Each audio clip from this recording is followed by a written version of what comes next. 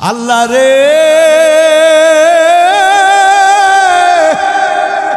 এই গুনাহগুলি নিয়া তোমার দরবারে কেমন করে হাজির হব আল্লাহ বড় ভয় লাগে অন্তরের ভিতরে বড় ভয় জাগে গো আল্লাহ তবে আমি একটা কথা জানি আল্লাহ গো মানুষ যতই গুনাহ করুক না কেন মানুষের এই গুনার শেষেও তো তোমার রহমত আছে গো আল্লাহ আল্লাহ আমি শুনেছি মানুষের গুনাহ যতই বড় হোক না কেন আল্লাহ মানুষের গুনাহ থেকেও নাকি তোমার রহমতের দরিয়া আরো বিশাল ওগো মালিক জীবনে তোমার সিজদা দেই না জীবনে তোমার ইবাদত বন্দেগী করি না আল্লাহ বলতে বড় লজ্জা লাগে কিন্তু তুমি ছাড়া তো আমার আর কেউ নাই গো আল্লাহ আল্লাহ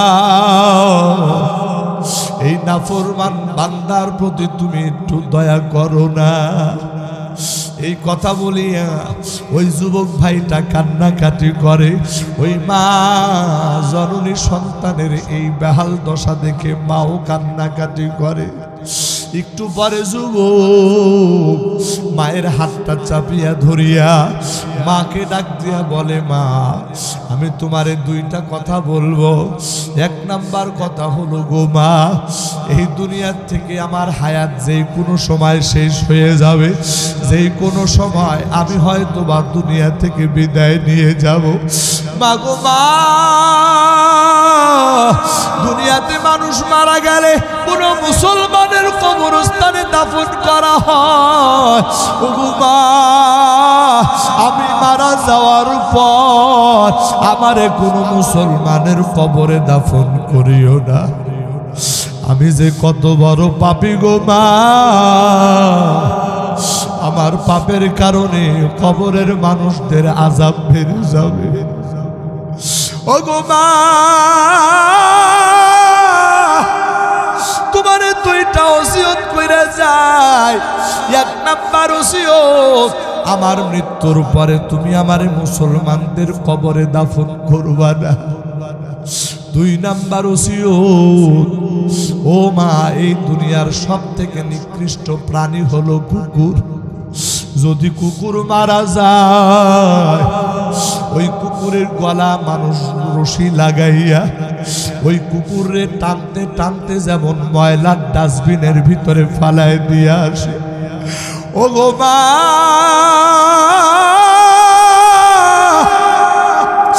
আমি তো ওই কুকুর থেকেও জঘন্য রে মা ওই নিকৃষ্ট প্রাণী থেকেও আমি আরো জঘন্য গো মা আমার মৃত্যুর পরে আমার গলার ভিতরে রশি টানায়া ওই নিকৃষ্ট প্রাণী কুকুরের মতো টানতে টানতে নিয়ে যাইবা এলাকার ভিতরে সব থেকে ময়লার বড় ডাস্টবিনের জায়গা ওই ময়লার ডাস্টবিনের ভিতরে তুমি আমারে ফালাইয়া দিয়া দিবা আমার প্রাণের ভাইরা একজন মা সন্তানের মুখের এই কথা শুনিয়া মা বরদাস্ত করতে পারে না আল্লাহরে ডাকতে বলে আল্লাহ আমি মা হইয়া এই দুঃখ আমি কেমন করে সহ্য করব গো আল্লাহ আল্লাহ আমি আর সইতে পারতেছি না গো বাবু এই ঘটনার পরে কিছুক্ষণ পরে ওই যুবক সন্তানটা দুনিয়া থেকে বিদায় হয়ে যায় এবার মা পাগল পাড়া হইয়া আবার হাসান বস্তির দরবারে চলে আসছে হুজুর গো যেই সন্তানের তওবা পড়ানোর জন্য আসছিলাম আমার সন্তান আর দুনিয়াতে বেঁচে নাই দুনিয়া থেকে বিদায় হয়ে গেছে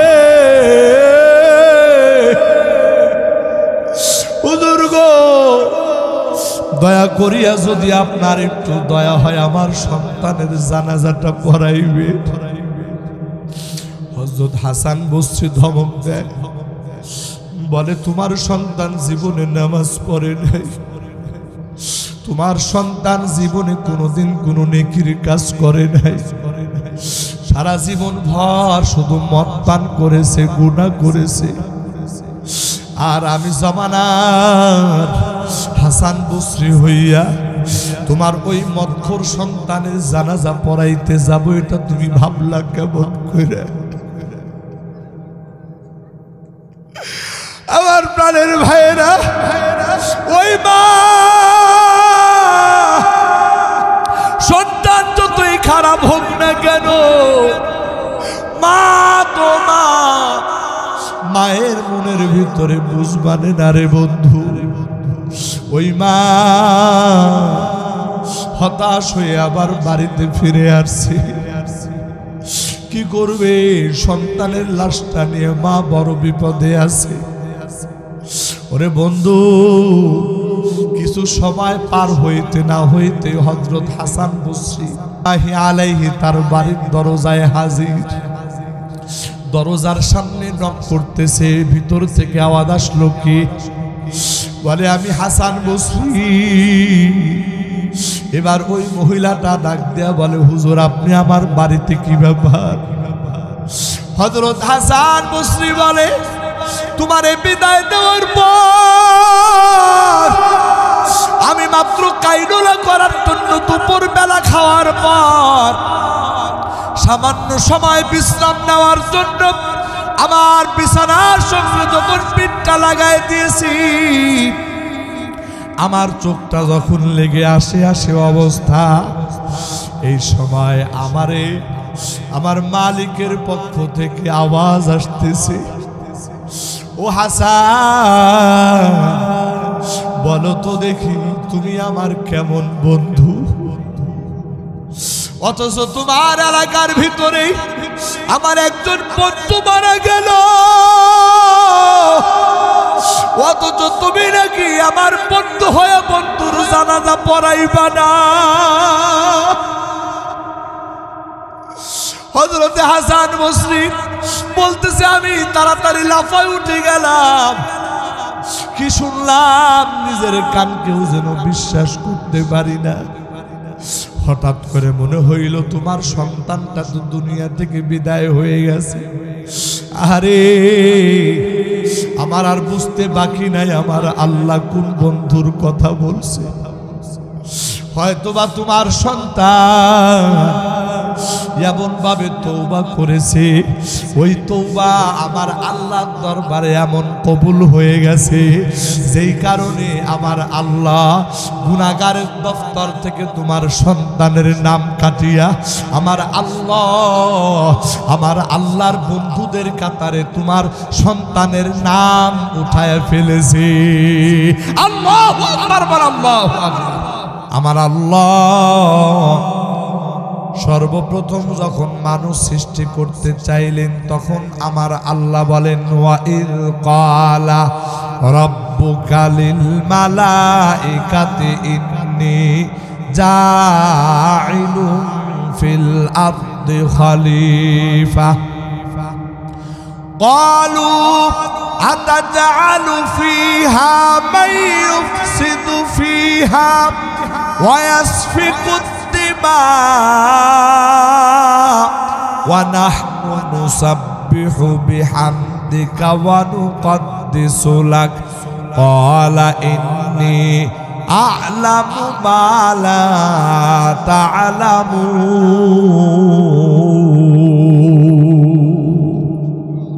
আরেকটু আওয়াজ দিয়ে বলেন আল্লাহু আকবার। আমার আল্লাহ ফেরেশতাদেরকে বললেন, ও ফেরেশতারা, আমি জমিনে আমার প্রতিনিধি, আমার খলিফা বানাতে চাই। ফেরেশতারা ডাক দিয়া বললেন, আল্লাহ জমিনের মধ্যে এমন প্রতিনিধি বানাতে চান যেই প্রতিনিধি জমিনের মধ্যে মারামারি, কাটাকাটি, হানাহানি করবে, একে অন্যের রক্তপাত ঘটাবে। আল্লাহ এই রকম প্রতিনিধি কি না বানাইলেই নয়। অথচ আমরা তো আপনার ইবাদত বন্দেগী করি, আমরা তো আপনার তাসবিহ পাঠ করি আল্লাহ, আমরা তো আপনার প্রশংসা গুণকীর্তন করি, এরপরেও কি আপনার জমিনে প্রতিনিধি পাঠানোর দরকার? আমার আল্লাহ জবাবে বলেন, ইন্নী আ'লামু মা লা তা'লামুন।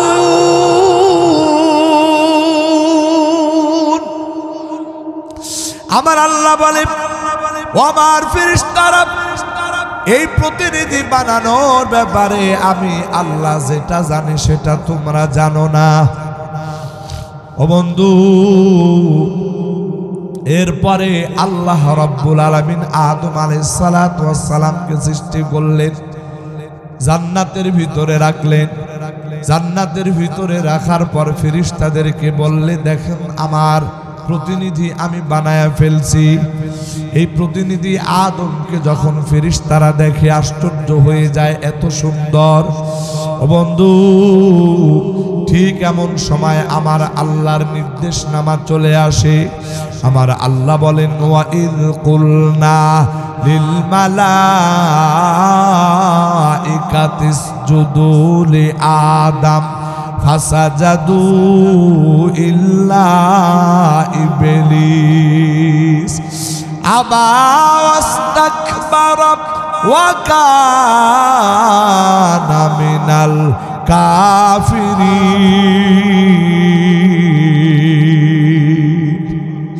আমার আল্লাহ বলে, ফেরেশতাদেরকে বললেন, ও আমার ফেরেশতারা, তোমরা আদমকে সিজদা দাও।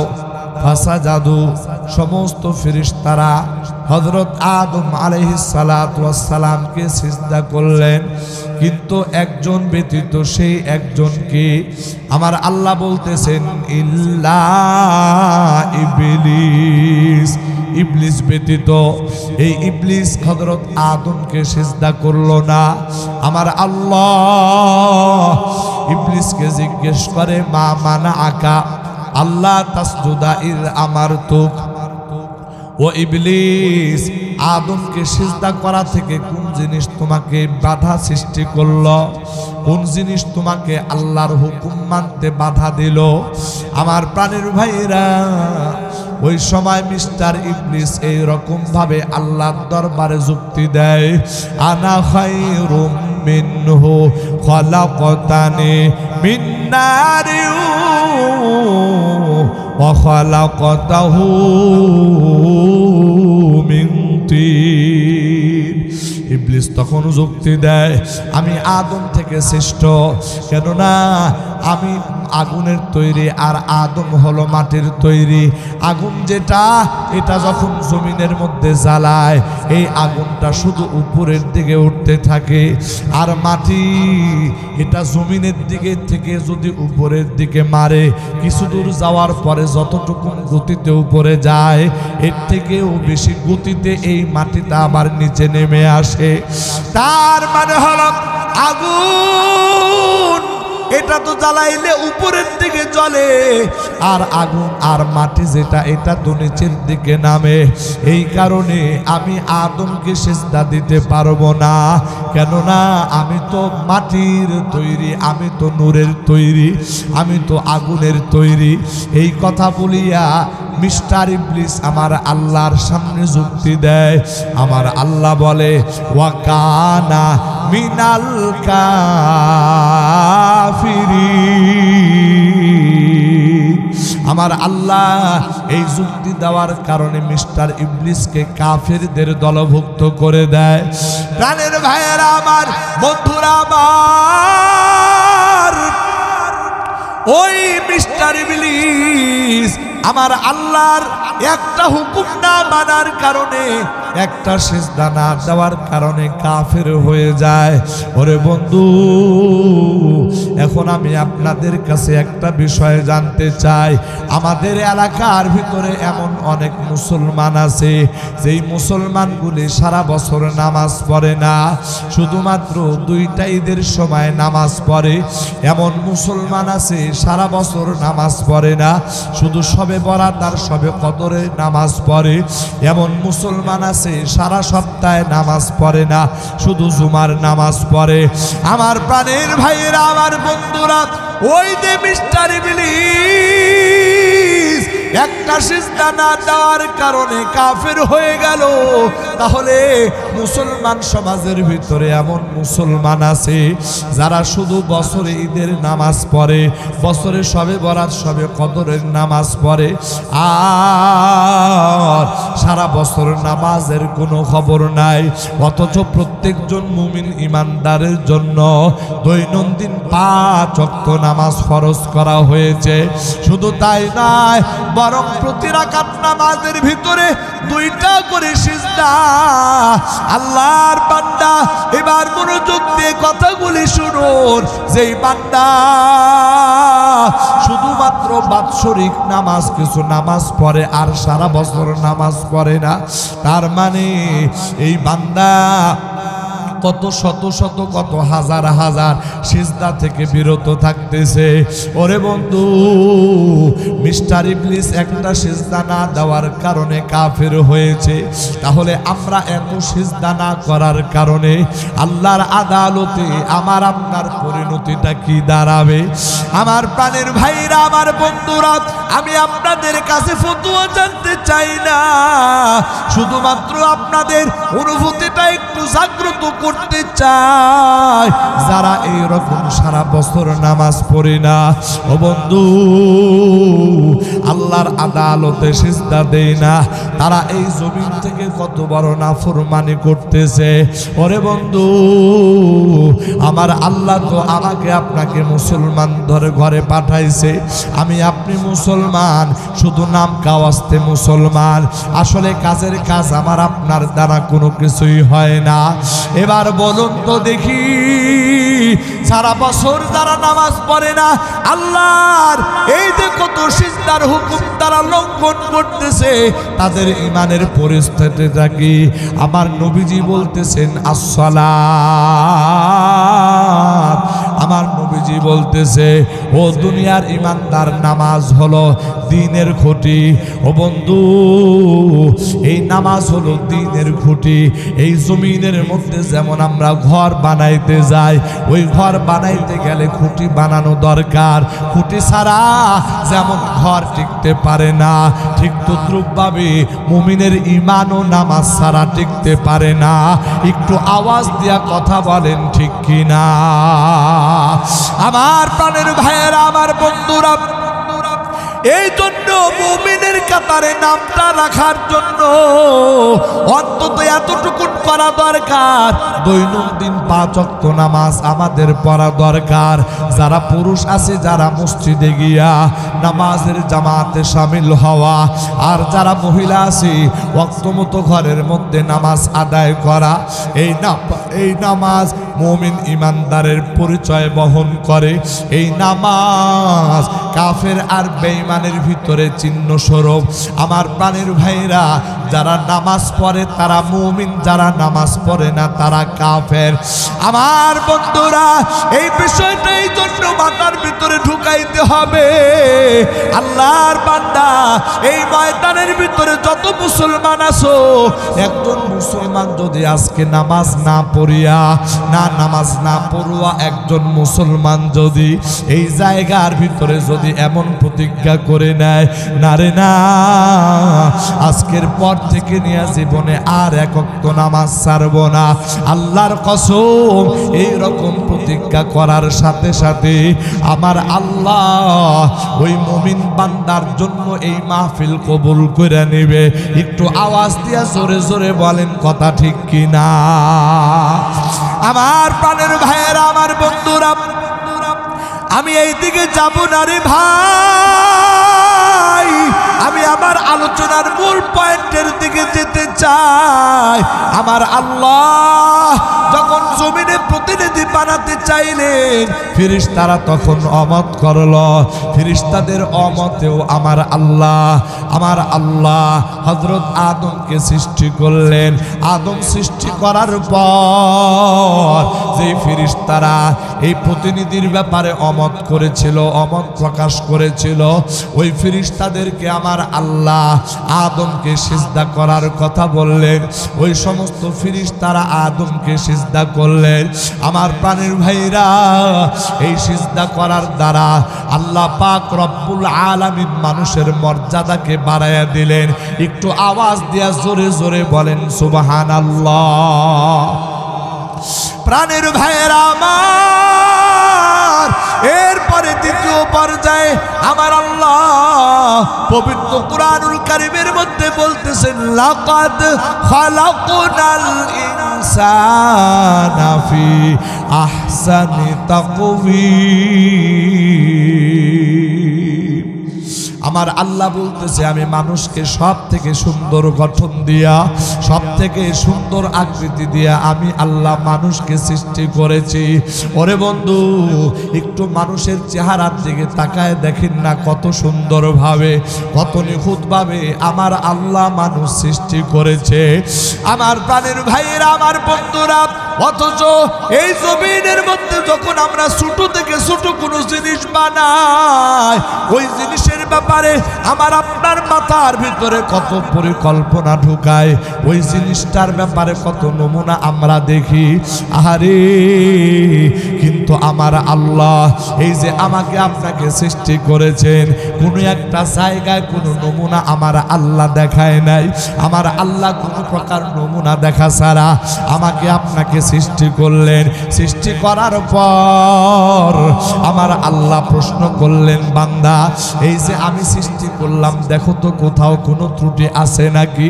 সুম্মারজিল বাসারা কাররাতাইনি ইয়ানকালিব ইলাইকাল বাসারু খাসিআউ ওয়া হুয়া হাসিব। আমার আল্লাহ বলে, এর বান্দা, আমি যে সৃষ্টি করলাম, এই সৃষ্টির দিকে বারবার নজর দাও, বারবার তাকাও রে বান্দা। তাকাইতে তাকাইতে তোমার দৃষ্টি ক্লান্ত হয়ে যাবে। ও বান্দা, তুমি ক্লান্ত হয়ে যাইবা, কিন্তু আমার সৃষ্টির ভিতরে কোনো একটা জায়গায় তুমি কোনো ত্রুটি দেখাইতে পারবে না। একটু আওয়াজ দিয়া জোরে জোরে বলেন সুবহানাল্লাহ। আমার প্রাণের ভাইয়েরা, আমার বন্ধুরা, একটু গভীর মনোযোগ দিয়ে খেয়াল করে শুনো রে ভাই। আমার আল্লাহ এই যে সামান্য একটা আঙ্গুল, এই আঙ্গুলের মাথার ভিতরে আমার আল্লাহ প্রতিটা আঙ্গুলের ভিতরে ডিজাইন দিয়েছেন। ওরে বন্ধু, এই আঙ্গুলগুলি নিয়ে আমরা আমাদের পাসপোর্টের ভিতরে ফিঙ্গারপ্রিন্ট দেই, আমাদের আইডি কার্ডের ভিতরে ফিঙ্গারপ্রিন্ট দেই। এক দেশ থেকে আর এক দেশে যেতে হলে আমাদের ফিঙ্গারপ্রিন্ট লাগে। ওরে বন্ধু, একটু খেয়াল করে দেখুন না কেন আমার আল্লাহ এই আঙ্গুলের মাথার ভিতরে কেমন কারিশমা ঢুকায় দিয়েছে। এই আঙ্গুলের মাথার ভিতরে যেই ডিজাইন দান করেছে, এইরকম ডিজাইন দুনিয়ার সমস্ত মানুষের আঙ্গুলের মাথায় দান করেছে। কিন্তু যখন আঙ্গুলের ফিঙ্গারপ্রিন্ট দেওয়া হয়, এই আঙ্গুলের ফিঙ্গারপ্রিন্টটা নেওয়া হয়, ওরে বন্ধু, এটা কেন নেওয়া হয়? বলে, এটা দুনিয়ার কোটি কোটি মানুষ যদি এক জায়গায় আঙ্গুলের ফিঙ্গারপ্রিন্ট দেওয়া হয়, তাহলে কোনো দুইজন মানুষের আঙ্গুলের ফিঙ্গারপ্রিন্ট একরকম হইতে পারে না। একটু আওয়াজ দিয়া জোরে জোরে বলেন সুবহানাল্লাহ। আমার আল্লাহ বলে, এরে বান্দা, তুমি কেন দূরে যাইবা? বরং তুমি তোমার নিজের ভিতরে চিন্তা করো। আমার আল্লাহ বলতেছে, নফি আনফুসিকুম আফালা তুবসিরুন। আমার আল্লাহ বলতেছে বান্দা তোমার দুনিয়া নিয়ে চিন্তা করার দরকার নাই, আসমান জমিন নিয়ে চিন্তা করার দরকার নাই, পাহাড় পর্বতমালা নিয়ে চিন্তা করার দরকার নাই, বরং তুমি তোমার 3.5 হাত বডি নিয়ে চিন্তা করো। এই 3.5 হাত বডির ভিতর দিয়া আমার আল্লাহ যা কিছু দান করেছে রে বান্দা, এই দানগুলি এক একটা তুমি চিন্তা করো, গবেষণা করো। আমার প্রাণের ভাইয়েরা, এই যে 2টা হাত আমার আল্লাহ দান করেছে, 2টা পা আমার আল্লাহ দান করেছে, 2টা চোখ আমার আল্লাহ দান করেছে। ওরে বন্ধু, এই সমস্ত কিছু আমার আল্লাহ দান করেছে। আরে দুনিয়ার কোনো মানুষের কোনো একটা অঙ্গ প্রত্যঙ্গ যদি বিকল হয়ে যায়, আল্লাহর কসম গোটা দুনিয়ার সমস্ত মানুষ মিলিয়াও ওই মানুষটার ওই অঙ্গের কোনো ক্ষতিপূরণ দিতে পারবে না। একটু আওয়াজ দিয়া জোরে জোরে বলেন কথা ঠিক কিনা? আমার প্রাণের ভাইয়েরা, এই দুনিয়া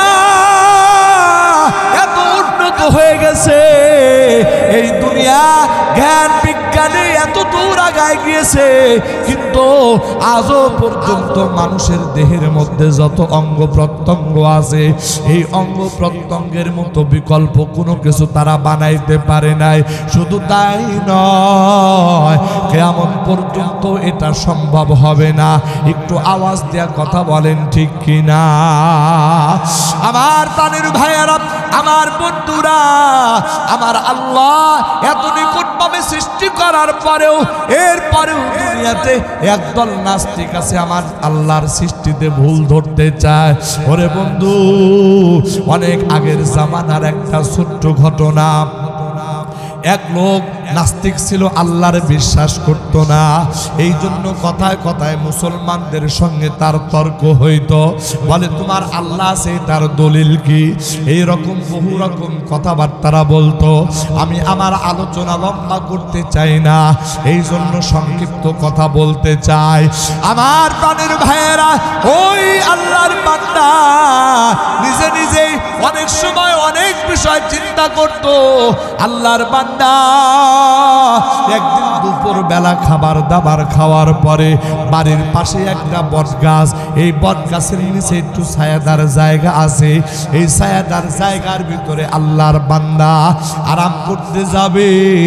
আরাম করতে যাওয়ার পরে যখন ওই বট গাছের উপরের দিকে তাকাইছে, দেখতেছে বট গাছের ফলগুলো একেবারে ছোট ছোট। কথা ঠিক না? আঙ্গুর ফলের মতো ছোট ছোট ফল। ওই আল্লাহর বান্দা বলতেছে, মুসলমানরা বলে তাদের আল্লাহর সৃষ্টিতে কোথাও কোনো খুঁত নাই। ওই ব্যক্তি বলতেছে, এত বড় বিশাল বড় গাছ, চতুর্দিকে ডালপালা ছড়ানো, অথচ এই বিশাল বড় গাছের সাথে ছোট ছোট আঙ্গুল ফলের মতো দানা, এটা দেখতে বড় বেমানান দেখা যায়, বড় অসুন্দর দেখা যায়। এটাই তো বড় খুঁত আমার মনে হয়। ওরে বন্ধু, এই কথা চিন্তা করতে করতে আল্লাহর বান্দা ওই জায়গার ভিতরে যখন ঘুমায়া পড়ছে, ঘুমাইতে দেরি আল্লাহর বান্দার একেবারে নাক বরাবর ওই গাছ, অর্থাৎ এই বট গাছের একটা ফল তার নাক বরাবর পড়ছে। আল্লাহর বান্দা তখনও ঘুমায় নাই, শুধুমাত্র ঘুমের একটু ভাগ ধরেছে, শুধুমাত্র ঘুম একটু ভাব তার চোখের মধ্যে আসছে। যখনই ওই গাছের ফলটা, ওই বট গাছের ফলটা ওই আল্লাহর বান্দার নাক বরাবর পড়েছে, নাক বরাবর পড়ার সাথে সাথে ধরফর করে ওই বান্দা শোয়া থেকে উঠে বসে গেছে। চিন্তা করতেছে কে মারলো, কে মারলো। ডানে তাকায়, সামনে তাকায়, বামে তাকায়, পিছনে তাকায়, কিন্তু না, কোনো জায়গায় কাউকে দেখা যায় না। আবার ওই গাছের উপরের দিকে নজর দেয়, এবার আল্লাহর বান্দার আর বুঝতে বাকি নাই। ওই বান্দা শুয়ে থাকার পরে ওর নাকের উপরে যেই ফলটা পড়েছে এই ফল আর অন্য কোনো ফল নয়, বরং এই ফলটাই হলো এই বট গাছের ফল। যখন এই বান্দা চিন্তা করলো, হঠাৎ করে তার মাথাটা খুলে গেছে। আরে ওই বান্দা চিন্তা করতেছে, আল্লাহ আমার চিন্তা মতো যদি এই গাছের ফল যদি লাউয়ের মতো হইতো, আমার চিন্তা অনুযায়ী যদি এই গাছের ফল যদি ফজলি আমের মতো বড় বড় হইতো, তাহলে ওই রকম একটা ফল যদি আমি যখন শুইলাম ওই রকম একটা ফল যদি আমার নাকের উপরে পড়তো, তাহলে আমার নাক তো যাইতো সাথে আমার চেহারাটা পর্যন্ত ভস্কায়। চিন্তা করিয়া আল্লাহর বান্দা স্বীকার করে নিল, না না মুসলমানরা যেটা বলে এটাই সত্য কথা। আসলে মুসলমানরা যাকে আল্লাহ বলে, আমার আল্লাহর সৃষ্টির ভিতরে কোনো জায়গায় কোনো ত্রুটি নাই। একটু আওয়াজ দিয়ে জোরে জোরে বলেন সুবহানাল্লাহ। আমার প্রাণের ভাইয়েরা, আমার বন্ধুরা, ওই বান্দা নাস্তিক আল্লাহর বান্দা, কিন্তু বান্দার অন্তরের ভিতরে বুঝ চলে আসছে রে ভাই। ওই বান্দা সাথে সাথে সিজদায় পড়ে যাইয়া মালিককে ডাক দিয়া বলে,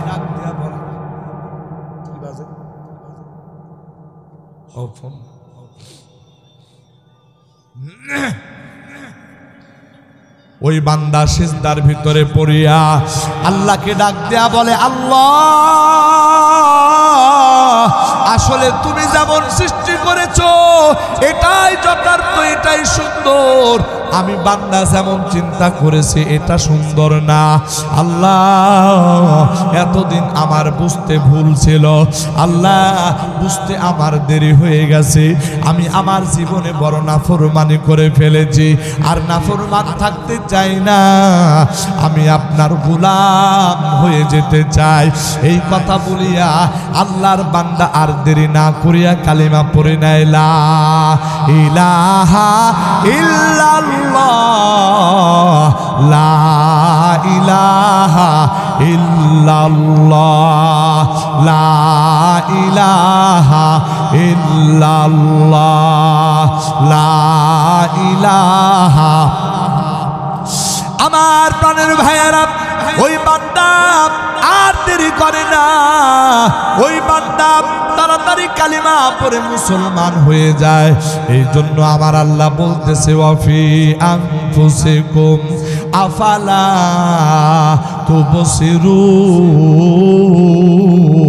তুবসিরুন। আমার আল্লাহ বলে, এ বান্দা এই জমিনে তুই অহংকার করো। বান্দারে তোর হাতকে দিল, তোর পাকে দিল, তোর জবানটাকে দিল, তোর চোখকে দান করেছে। একটা বার কি তুই একটু চিন্তা করো, আহা এমন অহংকার, এমন স্বৈরাচারী মনোভাব নিয়ে আল্লাহর জমিনে শাসন কায়েম করেছে। এখন ওই শাসকরা আজকে দুনিয়াতে লাঞ্ছিত আর বঞ্চিত। একটু আওয়াজ দিবেন, কথা ঠিক কিনা? বর্তমান ধানমন্ডি 32-এর অবস্থা এটা আপনাদের সবারই জানা। এই কথা প্রমাণ করে এই জমিনে আল্লাহর সাথে নাফরমানি করে যারা আলেম উলামাদের সাথে বেয়াদবি করবে, আল্লাহর প্রিয় বান্দাদের সাথে বেয়াদবি করবে, আমার আল্লাহ তাদেরকে কখনোই ছেড়ে দেবে না। একটু আওয়াজ দিবেন, কথা ঠিক কিনা? এত ক্ষমতার দাপট, এত অহংকার, এত জুলুম কোথায় ছিল? সব একেবারে মাটির সাথে মিলেমিশে একাকার হয়ে গেছে। আমার প্রাণের ভাইয়েরা, আমার বন্ধুরা, এই জন্য আমার আল্লাহ বলে, বান্দা এই যে আমি আল্লাহ তোমারে এত কিছু দান করলাম, ও বান্দা আমার দান তো এতটুকু নেই, শেষ নয়। আমার আল্লাহ বলতেছে, বান্দা সর্বপ্রথম আমি মানুষ সৃষ্টি করলাম। ওরে বন্ধু, ওই মানুষ সৃষ্টি করার ইতিহাস আমি আপনাদের সামনে তুলে ধরলাম। এরপরে আমার আল্লাহ এই মানুষকে সব থেকে সুন্দর গঠন দেয়া সৃষ্টি করলেন, এই কথাও আমি আপনাদের সামনে আলোচনা করলাম। এরপরে তৃতীয় ধাপে আমার আল্লাহ বলতেছে, আমার আল্লাহ পবিত্র পবিত্র কোরআনুল কারিমে বলতেছেন ওয়ালাকাদ কাররামনা বানি আদম ওয়া হামালনাহুম ফিল বাররি ওয়াল বাহর ওয়া রাযাকনাহুম মিনাত তাইয়্যিবাত ওয়া ফাদ্দালনাহুম আলা কাসীরিম মিম্মান খালাকনা তাফদীলা। একটু আওয়াজ দিবেন আল্লাহু আকবার। আমার আল্লাহ বলতেছে বান্দা আমি আল্লাহ শুধু তোমাদেরকে সুন্দর গঠন দিয়ে সৃষ্টি করে ক্ষান্ত হই নাই, বরং আমি আল্লাহ এই জমিনে যত মাখলুক বানাইছি রে বান্দা, এই সমস্ত মাখলুকাতের মধ্যে কাররামনা বানি আদম, এই বনি আদমকে আমি আল্লাহ সব থেকে বেশি মর্যাদাবান করেছি। আমার প্রাণের ভাইয়েরা, এত কিছু করার পর আমার আল্লাহ এবার আমাকে আপনাকে জিজ্ঞেস করে বান্দা, আমার আল্লাহ পবিত্র কোরআনে বলেন আফা হাসিবতুম আন্নামা খালাকনাকুম আবাসা ওয়া আন্নাকুম ইলাইনা লা তুরজাউন। আমার আল্লাহ বলে বান্দা আমি আল্লাহ এত সুন্দর আয়োজন করিয়া এত সুন্দর নিখুঁত করিয়া তোমার সৃষ্টি করলাম। এ বান্দা আমি যে তোমাকে সৃষ্টি করলাম, আমি যে তোমারে বানাইলাম, আবাসা আমি কি অহেতুক তোমাকে বানাইলাম নাকি? ওয়া আন্নাকুম ইলাইনা লা তুরজাউন। ও বান্দা এই বানানো কি আমি অহেতুক তোমাকে সৃষ্টি করলাম? আর জীবনেও কি তোমরা আমি আল্লাহর কাছে ফিরে আসবে না?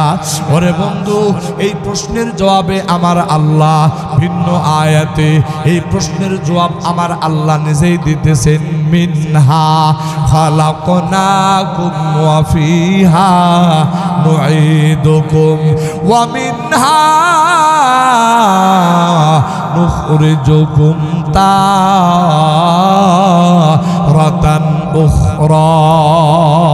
আমার আল্লাহ বলতেছে বান্দা আমি আল্লাহ তোমাদেরকে মাটি থেকে সৃষ্টি করেছি, আবার আমি আল্লাহ তোমাদেরকে মাটির ভিতরে ফিরিয়ে নিয়ে যাব। ওরে বান্দা তোমার শরীরের সুন্দর চামড়া মাটি খেয়ে ফেলবে, তোমার শরীরের গোশতগুলি মাটি খেয়ে ফেলবে, এমনকি তোমার শরীরের হাড্ডিগুলো পর্যন্ত মাটির সাথে মিলেমিশে একাকার হয়ে যাবে। ও বান্দা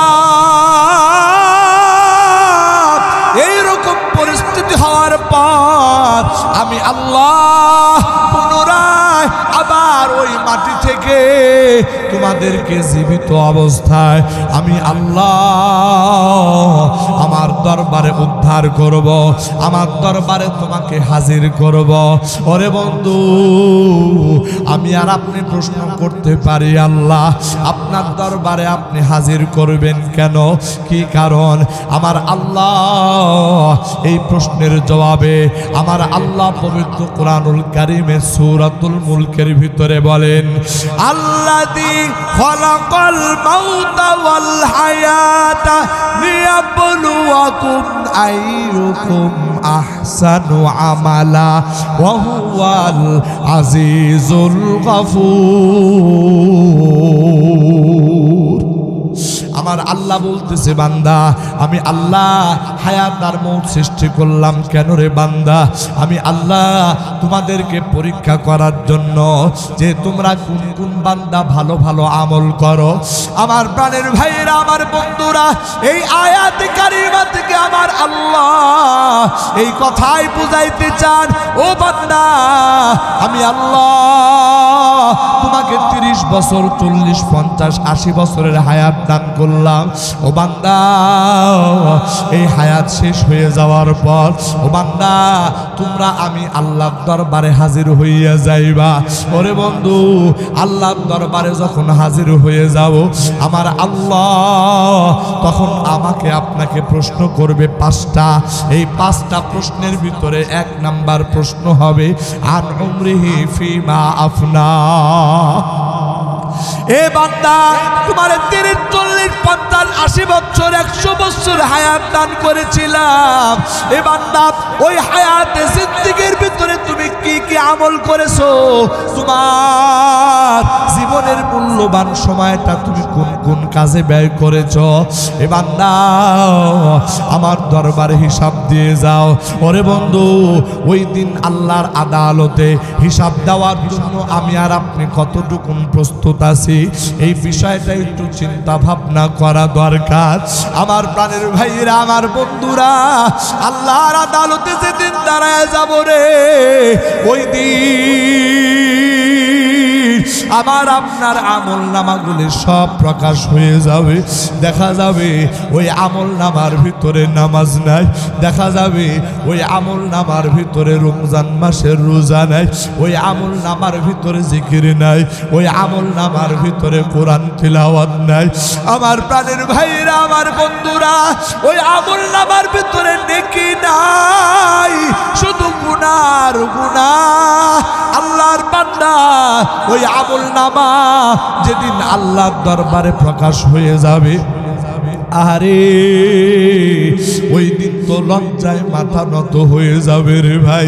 ওই দিন বান্দা আফসোস করতে থাকবে, কিন্তু ওই দিনের শত আফসোস করলেও কোনো লাভ হবে না, ওই দিনের শত লজ্জিত হলেও কোনো লাভ হবে না। আল্লাহর বান্দা একটু চিন্তা করে দেখো না, জীবন ভর যেই গুনাহ করেছ রে বান্দা, এই গুনার মধ্য থেকে যদি একটা গুনার সাজা যদি আমার আল্লাহ তোমারে দেয়, ওই গুনাহের সাজা বরদাস্ত করার ক্ষমতা তোমার আছে কিনা রে ভাই? ও বান্দা, ওই গুনাহের আযাব বরদাস্ত করার ক্ষমতা আমার নাই। এই জন্য আল্লাহর কাছে বলবো, আল্লাহ জীবনে যত গুনাহ করেছি, আল্লাহ আমার জীবনের হায়াতের জিন্দেগিতে আল্লাহ রাতের বেলায় গুনাহ করে করে কাটাইছি, দিনটাও গুনাহ করে করে কাটায় দিয়েছি। আল্লাহ এই 30 বছর বয়স, 40 বছর বয়স, আল্লাহ প্রতিটা মাস গুনাহ করেছি, আল্লাহ প্রতিটা বছর শুধু গুনাহ আর গুনাহ করেছি। রব্বুল আলামিন, একটা গুনার জন্য যদি তুমি পাকড়াও করো রে আল্লাহ, আমার কোনো উপায় থাকবে না, বাঁচার কোনো উপায় থাকবে না।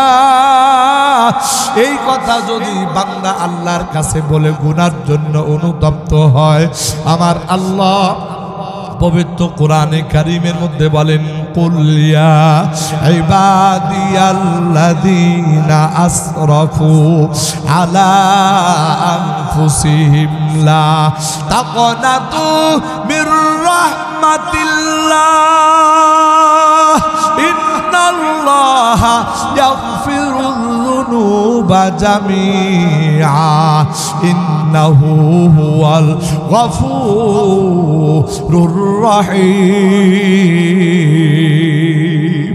আমার আল্লাহ বলতেছে, ও আমার বান্দারা, তোমরা যারা নিজেদের নফসের প্রতি জুলুম করেছ, ও আমার বান্দারা রে, তোমরা যারা গুনাহ করে করে সমুদ্রের ফেনার সমান গুনাহ করে ফেলেছো, উহুদ পাহাড়ের সমান গুনাহ করেছো, ও বান্দা তোমরা আমি আল্লাহর রহমত থেকে নিরাশ হইও না।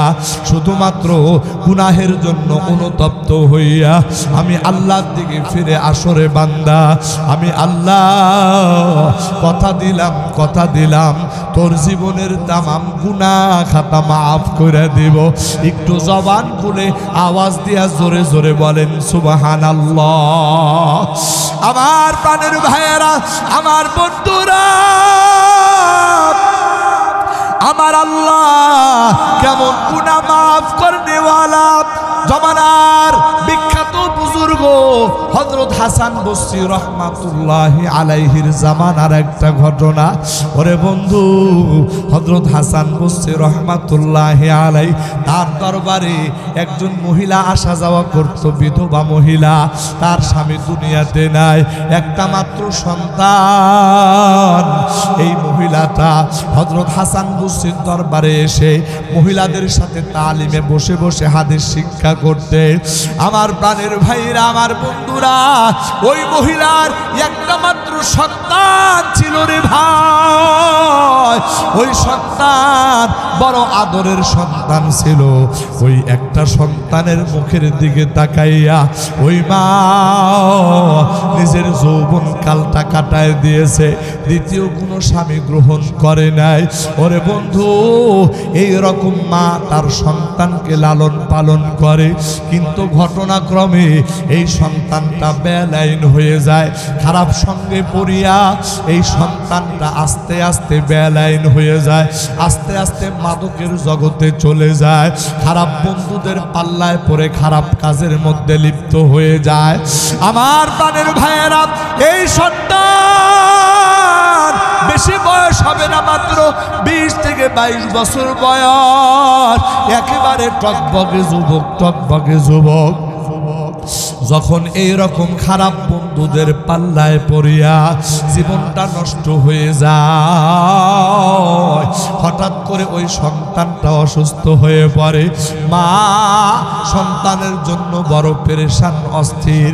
মাত্র একটা মাত্র সন্তান, এই সন্তানের অসুস্থতার কারণে মা বড় বেকারার। আমার প্রাণের ভাইরা, আমার বন্ধুরা, ওই মা ডাক্তার দেখানোর জন্য সন্তানকে নিয়ে যায়, তার দেশের ভিতরে নাম করা ডাক্তারের কাছে নিয়ে যায়। ডাক্তার সমস্ত কিছু পরীক্ষা নিরীক্ষা করিয়া ওই মাকে বলে দেয়, আপনার সন্তানের নারী ভুঁড়িগুলি সব নষ্ট হয়ে গেছে, এই সন্তান আর দুনিয়াতে বেশি দিন বাঁচবে না। এই সন্তানকে লইয়া যান আপনার বাড়িতে যাইয়া, সে যত ভালো মন্দ খাইতে চায় এগুলো একটু খাবার খাওয়ায় দেন। মা আশ্চর্য হয়ে যায়, মা কিছুই বুঝতে পারে না, বলে ডাক্তার আমার সন্তানের পরিণতি এমন কেন হলো? বলে আপনার সন্তান অতিরিক্ত মদ্যপান করার কারণে এই রকম ভাবে তার নারী ভুঁড়ি জ্বলে পড়ে সারখার হয়ে গেছে। আমার প্রাণের ভাইরা, আমার বন্ধুরা, ওই মা ওই সন্তানকে টেনে হেঁচড়ে বাড়ি পর্যন্ত নিয়ে আসে। ওই মা ওই সন্তানকে শুয়াইয়া মা সন্তানের শিওরের ভিতরে বসিয়া চোখের পানি ফেলায় আর কান্নাকাটি করে, বাবা তোর চেহারার দিকে তাকাইয়া আমি মা আমার যৌবন কালটা খতম করে দিলাম। আমার জীবনে প্রয়োজন ছিল বিবাহের, কিন্তু বিয়ে করি নাই। তুই একটা মাত্র সন্তানের মুখের দিকে তাকাইয়া আজকে তুই একটা মাত্র আমার সন্তান, তুই দুনিয়া থেকে চলে যাবি। আমি মা এই দুনিয়াতে কি নিয়ে বাঁচবো রে? আমার বন্ধুরা, ওই মা এই কথা বলিয়া সন্তানের গলা জড়াইয়া ধরিয়া কান্নাকাটি করে, কান্নাকাটি করে, কান্নাকাটি করে। ওরে বন্ধু, এক পর্যায়ে মা সন্তানকে বোঝায়, বাবা জীবনটা তো পার করে দিলি গুনাহ করে করে, জীবনটা পার করে দিলি মদ্যপান করে করে, কোন সময় তোর মুখ চলে আসে রে বাবা বলা যায় না। চল না জমানার বিখ্যাত বুজুর্গ হযরত হাসান বস্তির কাছে চল, হাসান বস্তির কাছে যাইয়া তোরে তওবা পড়ায় নিয়ে আসি। ওই সন্তান ডাক দিয়া বলে, ও মা আমি জীবনে যত অন্যায় করেছি হাসান বস্তির দরবারে যাব। ও মা আমার মনে সাহস জাগায় না, আমার মনে সাহস হয় না হাসান বস্তির দরবারে যায়া আমি কেমন করে মুখটা দেখাবো, এটা আমার দ্বারা সম্ভব না। মা বলল, ঠিক আছে হাসান বস্তির দরবারে তোমার যাওয়ার দরকার নাই, বরং আমি হাসান বস্তির দরবারে যাব। এই কথা বলিয়া ওই মা হাসান বস্তির দরবারে ফিরে আসছে। হাসান বস্তির দরবারে যাইয়া বলে, ও আমার একটা মাত্র সন্তান আজকে মৃত্যুর মুখে পতিত হয়ে আছে। হুজুর গো, আমার সন্তানের মৃত্যুর আগে একটু তওবা পড়ানো দরকার, দয়া করে যদি আপনি আমার বাড়িতে একটু তাশরিফ নিতেন, আমার সন্তানকে যদি জীবনের শেষবারের মধ্যে একটু তওবাটা পড়ায় দিতেন। হযরত হাসান বসরি বলে, মা আমি তোমার বাড়িতে যাব, আমার সময় কই, এখন আমার সময় নাই। এই কথা বলিয়া মহিলাকে ফিরাইয়া দিয়েছে। হযরত হাসান বসরি রহমাতুল্লাহি আলাইহি ওই মহিলার বাড়িতে যায় না। ওই মহিলা এবার সন্তানের কাছে ফিরে আসে। সন্তানের কাছে ফিরে এসে ডাক দিয়া বলে, ও বাবা, তুই এত বড় গুনাহগার, তোর কথা শুনিয়া হাসান বসরি তোরে তওবা পর্যন্ত পড়াইতে চায় না। এই কথা বলিয়া মা জননী চোখের পানি ফালাইয়া কান্নাকাটি করে। আর ওই যুবক তারও চোখের পানি চলে আসে, কাঁদতে কাঁদতে হেসকে উঠে গেছে। ওই যুবক মালিকের দরবারে ডাক দিয়া বলে, ও আল্লাহ, এই দুনিয়াতে আমি এত বড় গুনাহগার, হাসান বসরির মতো মানুষ আমারে তওবা পড়াইতে চায় না। আল্লাহ রে,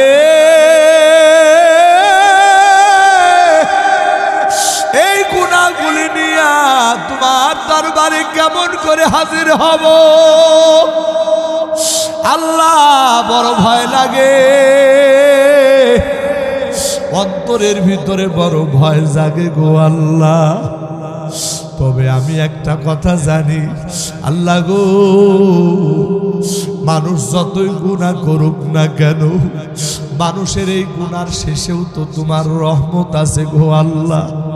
আল্লাহ, আমি শুনেছি মানুষের গুনাহ যতই বড় হোক না কেন আল্লাহ, মানুষের গুনাহ থেকেও নাকি তোমার রহমতের দরিয়া আরো বিশাল।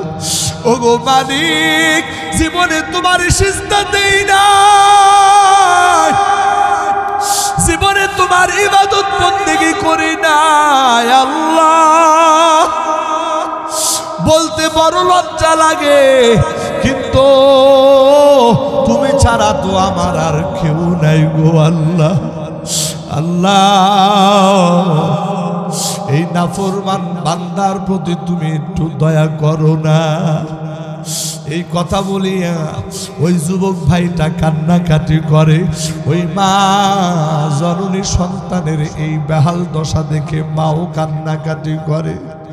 একটু পরে যুবক মায়ের হাতটা চাপিয়া ধরিয়া মাকে ডাক দিয়া বলে, মা আমি তোমারে দুইটা কথা বলবো।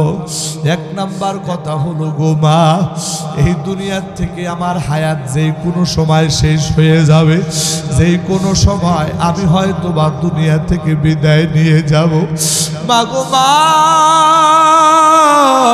দুনিয়াতে মানুষ মারা গেলে কোনো মুসলমানের কবরস্থানে দাফন করা হয়। ও গো মা, আমি মারা যাওয়ার পর আমারে কোনো মুসলমানের কবরে দাফন করিও না। আমি যে কত বড় পাপী গো মা, আমার পাপের কারণে কবরের মানুষদের আযাব বেড়ে যাবে। ও গো মা,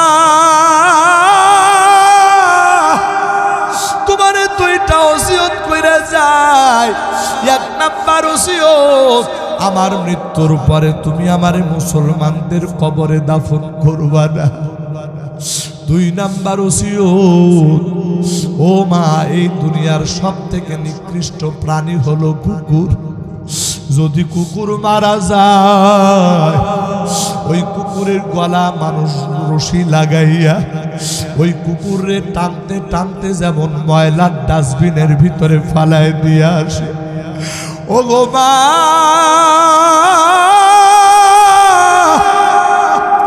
আমি তো ওই কুকুর থেকেও জঘন্য রে মা, ওই নিকৃষ্ট প্রাণী থেকেও আমি আরো জঘন্য গো মা।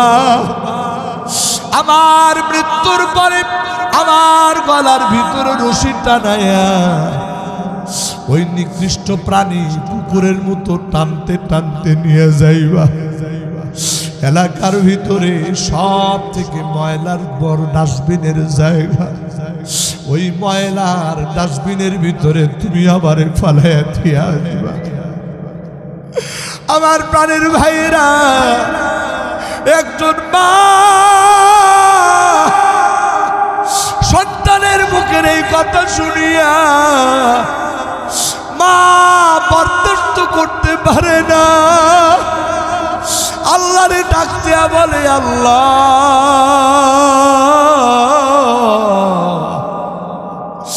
আমি মা হইয়া এই দুঃখ আমি কেমন করে সহ্য করব গো আল্লাহ।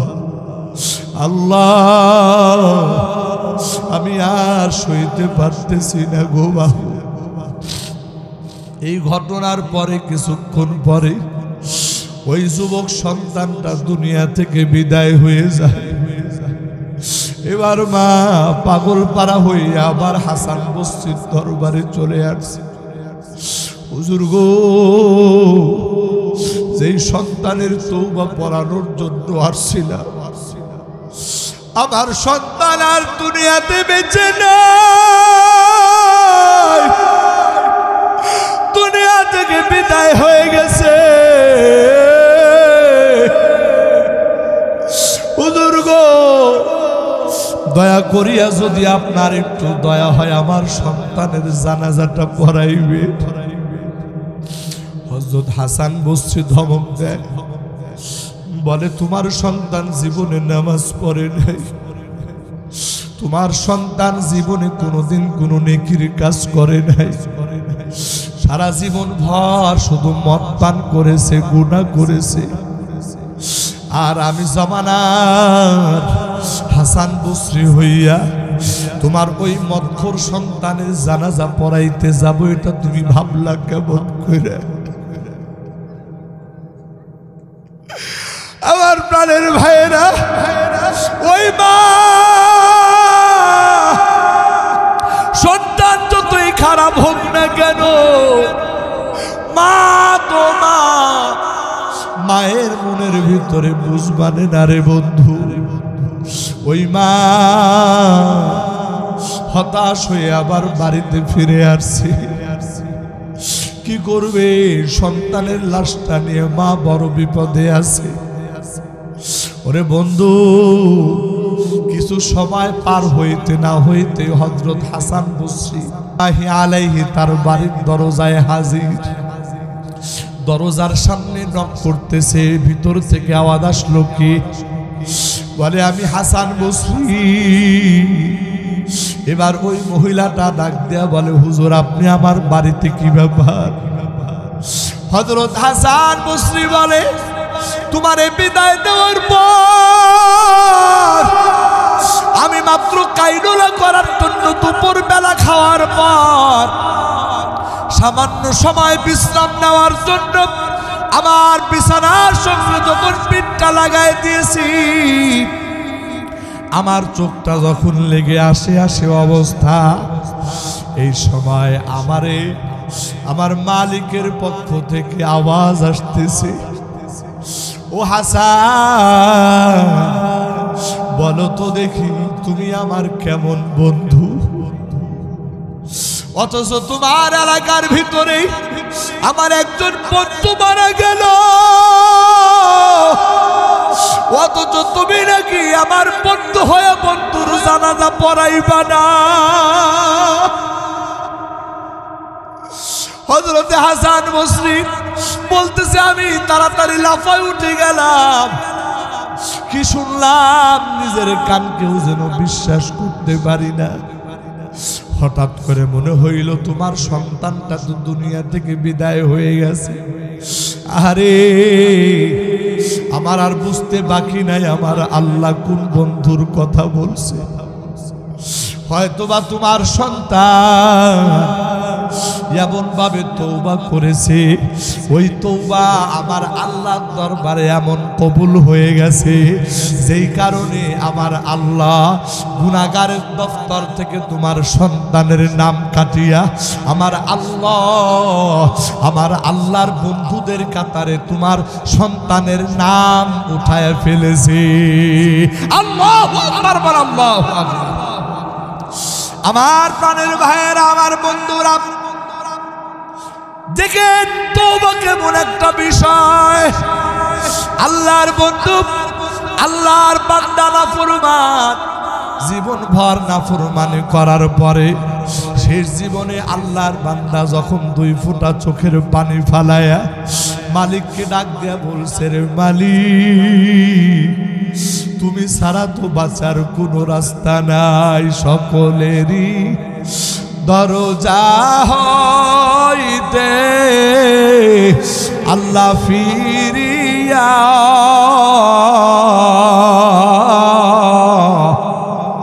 তোমারি দরজায় রইলাম ভরিয়া।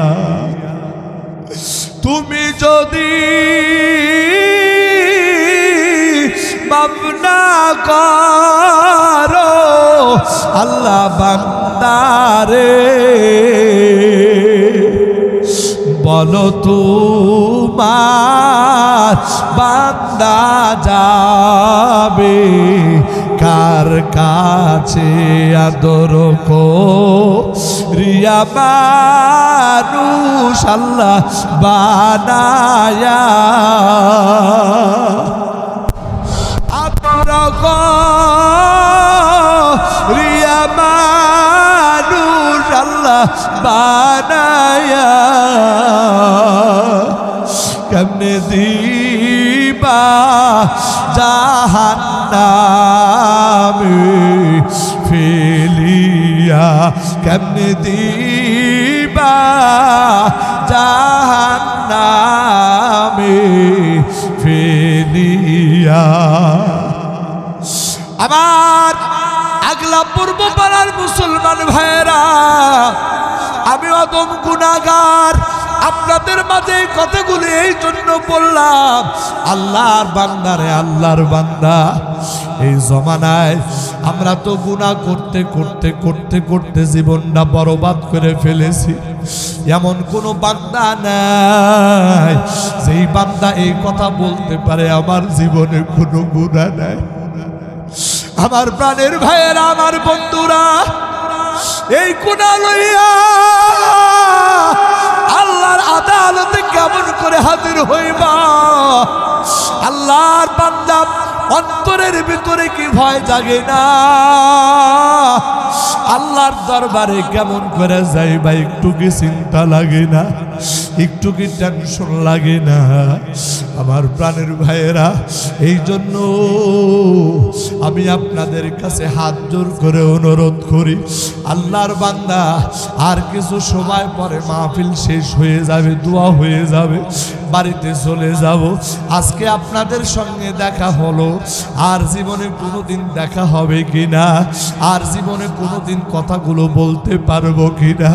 আল্লাহর বান্দা, মানুষের হায়াত আর মৌতের কথা কিন্তু বলা যায় না। ও বান্দা, চক্ষুটা বন্ধ করেছো, এই চক্ষুর পাতা খোলার আগে আজরাইল তোমার শিওরে চলে আসতে পারে। আমার প্রাণের ভাইরা, আমার বন্ধুরা, এই অবস্থায় যদি মৃত্যু হয়, আমার তোমার কি অবস্থা হবে রে ভাই? তাই আসো না, আজকের এই ময়দান থেকে বিদায় হওয়ার মুহূর্তে আল্লাহর কোন বান্দা আসরে ভাই, আল্লাহর সামনে গুনাহের কথা স্মরণ করিয়া মালিকের দরবারে একটু তওবা করবা, মালিককে ডাক দিয়া বলবা, রে মালিক, জীবন ভর শুধু গুনার গুনাহ করেছি। আল্লাহ গো, একটা গুনার জন্য যদি তুমি পাকড়াও করো, আমার তো বাঁচার কোনো উপায় থাকবে না গো আল্লাহ। আল্লাহ, তোমার দরবারে ফরিয়াদ, জীবনে যত গুনাহ করেছি গো আল্লাহ, কবিরা গুনাহ, সগীরা গুনাহ, জানা অজানা, দিনের আলোতে রাতের অন্ধকারে যত গুনাহ করেছি আল্লাহ, আজকের এই ময়দানে তোমার দরবারে তওবা করতেছি। আল্লাহ, মেহেরবানি করে তুমি আমাদের গুনাহগুলি মাফ করে দাও। জবান খুলে আওয়াজ দিয়া জোরে জোরে বলেন আমিন। ও ভাই, সবাই দুইটা হাত একটু আসমানের দিকে তুলে দেন, মালিককে ডাক দিয়া বলেন আল্লাহ, ওগো আল্লাহ, ভয় লাগে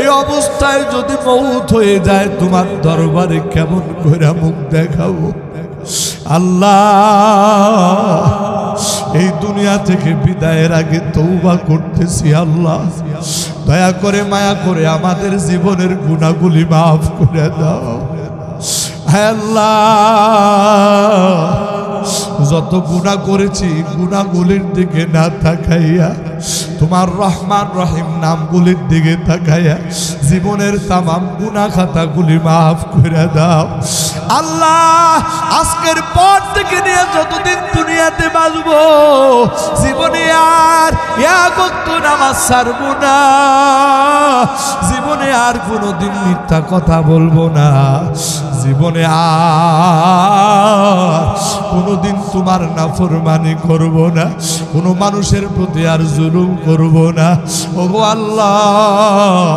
তুমি আমাদের তওবা করে কবুল করে নাও জবান খুলে আওয়াজ দিয়ে বলেন আমিন আল্লাহ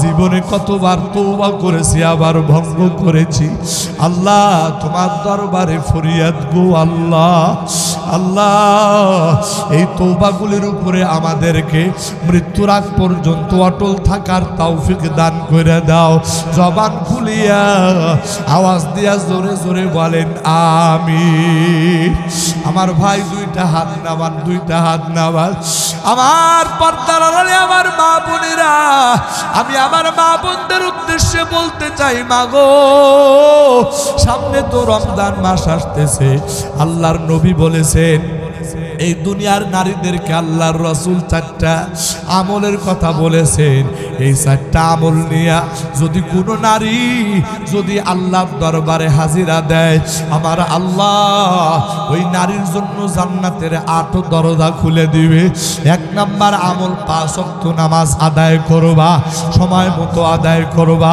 ২ নাম্বার আমল রমজান মাসের রোজা রাখবা ৩ নাম্বার আমল পর্দার বিধান মেনে চলবা ৪র্থ নাম্বার আমল স্বামী যদিও কালো হাফসি হয় স্বামীও যদিও গোলাম হয় এরপরে ওই স্বামীর কথা মতো চলবা এই ৪টা আমল নিয়ে যদি দুনিয়ার কোন নারী এরকম আল্লাহর আদালতে হাজিরা দেয় আমার আল্লাহ ওই নারীর জন্য জান্নাতের ৮ দরজা খুলে দিবে ওগো আল্লাহ তুমি আমার মা বোনদেরকে ওরা বিয়া বস্তুর মতো কবুল করে নাও জবান খুলে আওয়াজ দিয়া জোরে জোরে বলেন আমিন আমার প্রাণের ভাইরা আমার বন্ধুরা আমি আলোচনা আর বেশি লম্বা করতে চাই না আর কিছু সময় পরে আপনাদের মাঝে দোয়া করব রে বন্ধু আমি একজন মুসাফির মানুষ আমি একজন আলেম মানুষ যদিও বা গুনাহগার কিন্তু এইরকম মুসাফির বান্দা দোয়া করলে আল্লাহ কবুল করে নেয়